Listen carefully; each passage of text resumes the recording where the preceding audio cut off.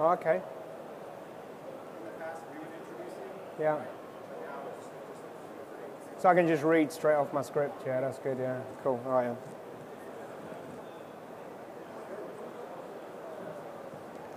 Go. Yeah. I have to cut that. Okay. Yeah. Hi, my name's Craig Waters. This is the vBrownbag Tech Talks for VMworld Barcelona 2013. My Twitter account's cswaters1. I'm a V expert. I run the Melbourne VMware user group, and I'm also the host for the APAC Virtual Podcast and the vCatchup podcast as well. And I'm here today to talk about where should availability be architected. I've got a little bit of an agenda, just 6 items on there. What is the status quo with availability? What are the challenges? How has the hypervisor changed this? How has Flash changed this? And how did Google and Amazon do it?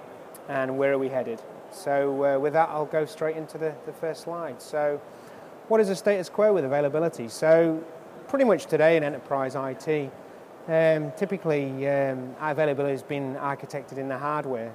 And what does this mean when we design architecture? Well, really it means that we have to look at redundant components, so things like power supplies, redundant NICs, redundant switches, redundant routers, redundant storage controllers, redundant hard disks, redundant cabling.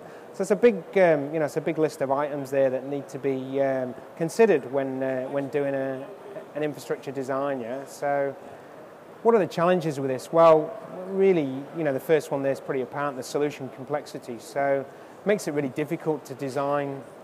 Designing individual component availability means different failure scenarios have different dependencies, and that can impact the overall design of a solution. Also, there's the operational overhead. So, really basically saying difficult to maintain. So that really affects how the design's maintained and its ability to change and grow over a longer term. This can impact things like when we look at design renewals after, like hardware, software renewals, and the impact of actually going to have to go out and redesign solutions based upon those infrastructure changes. How's the hypervisor changed this? Well, we've seen the beginnings now of software-based availability, specifically around things like VMware HA. Hardware component failure and how that's impacting availability is reduced. So, server administrators have seen, a big change in how they actually manage and maintain availability in their environment. I've actually seen cases where HA, typically you're talking about service resuming automatically, although there is some impact for those VMs restarting on different nodes. But I've also seen some cases where, because of the way the application's been architected, that this actually can be transparent to the organization for good or for bad. Example being that, an application server's restarted, and because that VM is no longer tied to the underlying hardware, they can actually restart very quickly in a short space of time, to the point of where the consumers of that application are actually aware. The other side of it then is also this abstraction of infrastructure into software. So really the concept being is that abstracting really means about better utilization of the hardware resources. So we're talking workload density, those sort of things. But it also introduces the ability to automate tasks at scale, which I think is a really important piece, and especially around how admins today, are expected to manage much more with much less.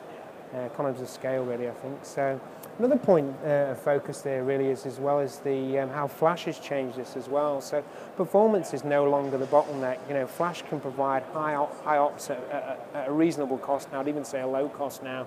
Really, then it becomes it shows that latency is the new bottleneck. So we've been designing storage fabrics. That design really needs to change as far as the distance that the traffic has to traverse, and ultimately that distance and that latency now has become the new performance bottleneck for storage. And I've got a nice little quote there from Mr. Scott from Star Trek saying, "You can't change the laws of physics," and that the idea being is that it takes an electron amount of time to pass through a piece of copper wire, and that's really not going to change regardless of what we do. Yeah. So how do Google and Amazon do availability? They have these concepts of things like shared nothing architecture, and that's really architecture that has no dependency on the underlying hardware it uses. Yeah, I often say it'd be great to be a server admin for a Google or Amazon. I mean, they don't care about hardware availability. Well, they have less concern about hardware availability. It really becomes then about a capacity planning exercise. So what workloads are available at a certain point in time, and do I have a capacity available to actually maintain the performance of that workload? You could have multiple server failures and have multiple points of failure at any one time, and it's probably going to have very little impact on how those workloads are being provided. Yeah. Where are we heading? I think this is an interesting question. So I'm not a prophet on technology, but I think data really is becoming the point of availability, and not necessarily the infrastructure or maybe even the application that data resides on. I'd like to quote like a YouTube analogy. So the idea that you get a video and that data is uploaded through a web interface, broken into small chunks, and then that's replicated and spread out across data centers in a global fashion.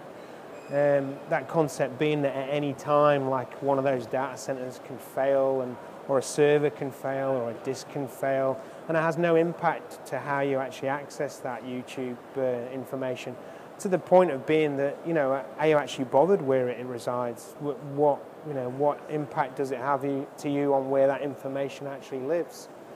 I also believe as well that all applications are going to be designed this way. Enterprise IT services will be designed with availability in mind, and hardware will become more abstracted and commoditized. So the concept being that we're already living close to an application-centric world, but the changes will be around how infrastructure becomes less important. It's actually the application, the service that you're trying to deliver to an organization that becomes the critical component.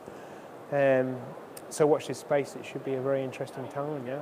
So thanks for that. I appreciate your time, and I hope you enjoyed this tech talk. And if you need to get in touch with me, CS Waters 1 on Twitter. Thanks very much. Thank you.